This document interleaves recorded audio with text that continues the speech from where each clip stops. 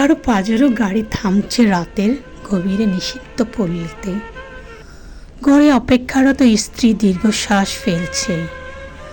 কেউ ভাঙা ঘরে থেকে স্ত্রীকে নিয়ে অবিরত স্বপ্নের জোয়ারে ভাসছে। কেউ ভাবছে আর কয়েকটা দিন ডিভোর্স পেপারে সাইন করলেই মুক্তি। কেউ একটা সম্পর্ক টিকিয়ে রাখার জন্য যুদ্ধ করে চলেছে। কেউ সন্তান ডাস্টবিনে ফেলে দিয়ে দায়মুক্ত হতে চাইছে। কেউ একটা সন্তানের জন্য সারাটা জীবন হাহাকার করছে।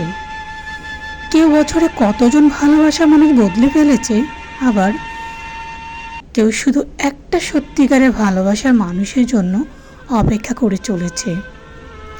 কেউ দামি শাড়ি হাতে পেয়েও খুশি না,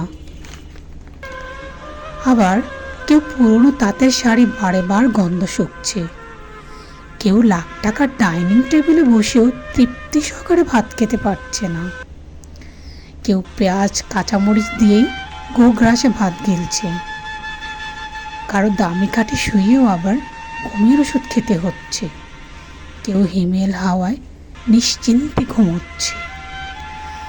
কারো পড়ার টেবিলে নতুন বইয়ের সমারোহ, কিন্তু পড়তে ইচ্ছে করছে না। কেউ পুরাতন বইয়ের দোকানে চষে বেড়াচ্ছে পকেট খালি বলে। কেউ বিলাসবহুল গাড়িতে বসে চিন্তিত, সন্তানগুলো মানুষ করতে পারলাম না, এত সম্পত্তি রাখতে পারবে তো। কেউ পায়ে হেঁটে চলছে, মনে মনে ভাবছে, সন্তান তো মানুষ করতে পেরেছি, আল্লাহ চাইলে ওরাই জীবনটা এখন গড়ে নিতে পারবে। সত্যি জীবন না বড়ই বিচিত্রময়।